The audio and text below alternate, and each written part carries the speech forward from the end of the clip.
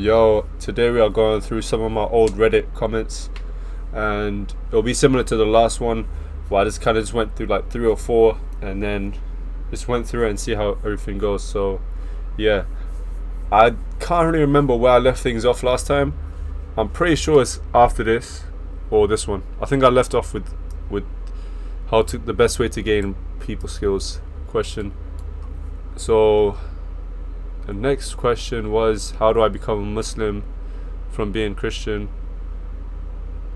Let me see. Hopefully the question isn't long. I'll just have to summarize it. I've been Christian ever since I can remember being young. However, I started reading the Quran and found it to be the truth. I mean this in the most respectful way. I want to convert to Islam and live my life for Allah, but it is very difficult for a white man who has been born into the Western way of life. And I can try my best to understand where he's coming from, because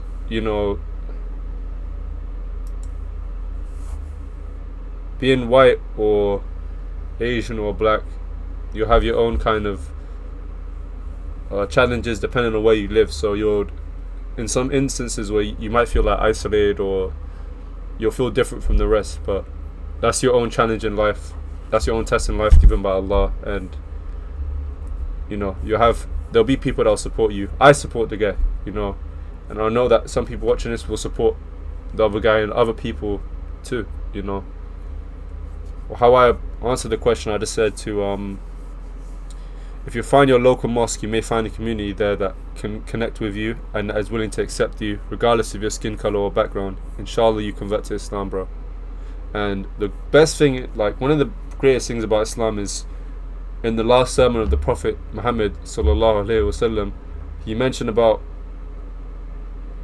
that an Arab is not over a non-Arab, and the non-Arab is not over an Arab, and the white man is not superior to a black man, and a black man is not superior to a white man.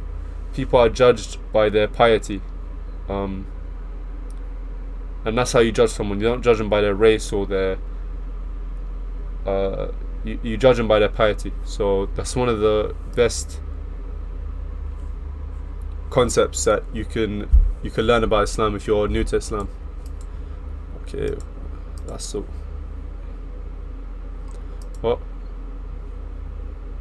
Okay. The next one is getting my life back after depression tips. Alright, hopefully. Oh man, he deleted the post. God. Hopefully he read my post, my reply, and hopefully it benefited him in some way, So let's just see. So getting my life back after depression tips. I say that you're a smart person, I can tell from this post. The tips I would give you is to make a goal for the end of each week and month, and try your best to be consistent. If you feel down or miss a goal, instead of being too harsh on yourself with criticism, try your best to be try to be your own biggest supporter. Tell yourself you can make things happen and accomplish things. I hope you do great things. So yeah, again, when it comes to like depression and stuff, I've mentioned this in one of my videos before, but anything that any sort of mental condition or mental disability, the best thing you can do is get professional help and go to like a doctor or someone that's qualified to assist you in your recovery or in you getting better. And I can tell I just focused on giving words of praise and just taking a positive approach to things. And oh man, bro, I've just noticed, I just noticed my heat has been on this whole time, and it's making noise. It's making such loud noises. Sorry, like the past 4 minutes it's probably just been echoing in the background. So yeah, sorry about that. So yeah, I focused on giving positive words to him, like some sort of appraisal, and giving him some nice words, because everyone likes to hear nice things said about them, and some sort of appreciation, like honest appreciation, and not just flattering the person or just trying to be as honest as I can. Obviously, I don't know the person, but from the post that he did write at the time that I saw, I wrote that. I wouldn't write it for no reason. The second thing I tried to give him was some sort of things to take action on. make goals and try your best to be consistent. and also told him to try also be aware of his mindset and not beat himself down all the time, and to be your biggest supporter, and to obviously tell you things to make that you can accomplish things. So those three things are done: the appraisal, some sort of action, and mindset awareness. And the action stuff it's not really detailed. I guess it's just really a general kind of piece of advice, but I think that's where I'm at. As I've been writing those, this is 2 months ago. I'm learning as I'm writing and trying to get better, and you only get better through practicing and learning. Let's see. How to refocus. Okay, I guess I can just read from here. You have to practice self-discipline. You can set a timer that lets you know when to get back to studying, and make sure you follow the rules you set for yourself. When I say to practice self-discipline, in a way, self-discipline means to follow rules that you set for yourself. And one important way to be self-disciplined is to make sure that you take your rules very serious, and have a sense of, how would I put this? Have a sense of urgency and importance to those kind of rules. Have it one of your priorities, and you have to kind of keep repeating this to yourself over and over again, and make it so that when you set these rules that you have for yourself, or these boundaries, you subconsciously you'll start to have that realization that those things that you set, they are very important, or they're very urgent, and they are a high priority. They're of high priority, so you don't disrespect those boundaries that you set for yourself. And it is something that you have to consistently work on, and find your own ways to kind of make it work for you. But it is very, very important to kind of build so you can practice self-discipline. And obviously I mentioned the timer, but I'm not going to get too into that. Alright, so the next one, okay, that's just a general question about Islam. I do need to get more involved in the Islam community as of recent. Okay, let's see. I am losing all of my motivation. Help, please. Oh, let me go to my response. So basically, I'm an IGCSE student. I feel like I study a lot, but I cannot stop me from distracting everything. Please, someone help me out, because I really need to get good marks on my IGCSE. Plus, there's nothing I can do to motivate me. Like, I just want to lay in bed and scroll on TikTok, but now I have to study. So please, if anyone can help me get out of this shitty thing I'm going through, please do. So when I read kind of these kind of posts, I try to analyze, does the person want help? And secondly, does the person want to change? Those two things help me with how I'll respond to a question, or if I even will. Because if I, for example, see that they don't want help, then it puts me in a position where I have to ask it first. Like, do you really want help, or do you not feel like you need it? And the second one is if they want to change. And if they don't want to change, I would have to bring it up to them and just say, like, or type up and be like, do you honestly want to change your life? Because the way you've written this, or you put this out, to me, I get the understanding that you don't want to change, and I have to bring those. So those 2 points are really important, and there's probably more, but those two are very important to me in analyzing a post and finding a way to respond.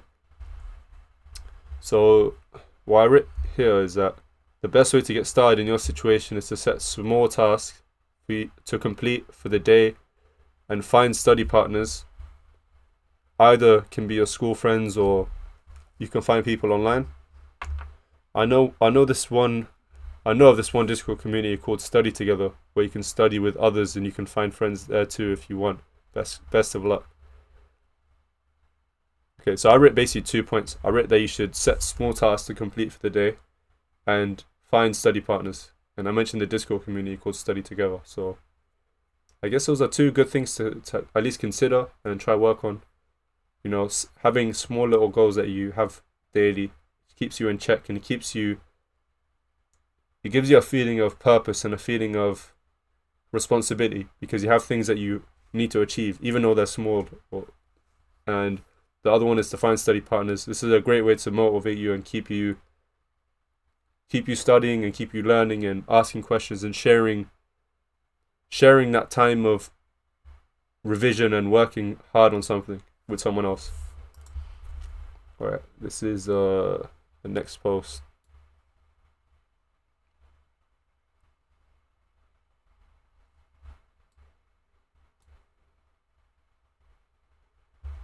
Okay, so this post has been deleted. Okay, so the person, I think I remember what the question was. So it was, the question was, how do you cope with loneliness? And it was a woman that had, I think she was either she was some sort of babysitter or mother that was having problems with finding time to socialize with others because of her current situation that she put forth. She couldn't really find much time to go out and meet people, and other instances that she didn't really have the courage to go out and connect with people. So yeah, I think let me just see my response, because the only reason I remember is because of her response saying that, you know, I'll get into that after. But all right, so she said, I said, I can see that you are busy, but in the free time that you have, you can find communities online with people who share similar interests. You can go to social events in London too, so you can meet new people and connect with them. If you lead with an open approach to speaking to strangers in these events and communities, you will find people that return the same energy. I hope you can find people and improve your mental health. Okay, so she did mention something about her mental health. I think, maybe. I can't remember that bit. But, so yeah, I told her that to cope with loneliness, there's different ways you can deal with it. For example, filling up your time with things that help your goal. And another example, which is one I give, is that you should in your free time, find communities to be a part of and share experiences with others. And, you know, you get to meet and share time with people that you potentially have similar interests in. For example, if you was to go to let's say a chess club or a gaming club or a football club or community, off the bat, if you like that club that you're going to, if you like chess or football, and the other person likes it as well, off the bat you have something that you have in common, you know, and from there it's easy to kind of start conversations and build relationships. And yeah, it's similar to school. When you're in school, you have something similar in common. You're both in education, and I learned to understand that as growing up, that finding a common ground to start with makes things so much easier later on at least not later on, but in starting that relationship and building it. So yeah, and I mentioned leading with an open approach to strangers in these events and communities. And sometimes that when you lead, people will reciprocate that energy and appreciate you being open. And sometimes people won't really care, or they won't reciprocate it, but it's a good thing that you tried. And a lot of relationships I built in the past, I was the one that kind of initiated it, because it's just how it was. I initiated it. And if you have a mentality of, I will initiate the things that I want to initiate, if I feel like it's a good opportunity, I'm going to take it. Or if I get a good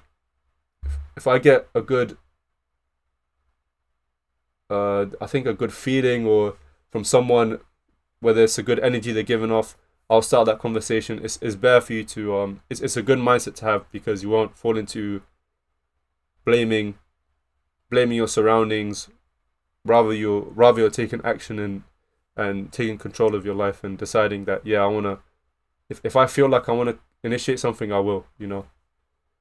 And of course, there's a time and place for everything, but that is a very good mindset to have. And her response was that I wish it was that easy. In London, it's like you're invisible to people.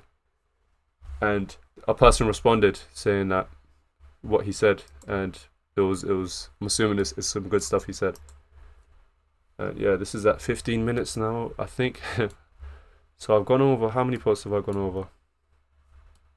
Gone over 1, 2, 3, 4, 5. Gone over 5. 5 and 15 minutes, that's alright. I think I'm gonna leave it there, guys. We'll do another one this week. Thank you guys so much for watching. Make sure to leave a like, comment, and subscribe. And we'll see you in the next video.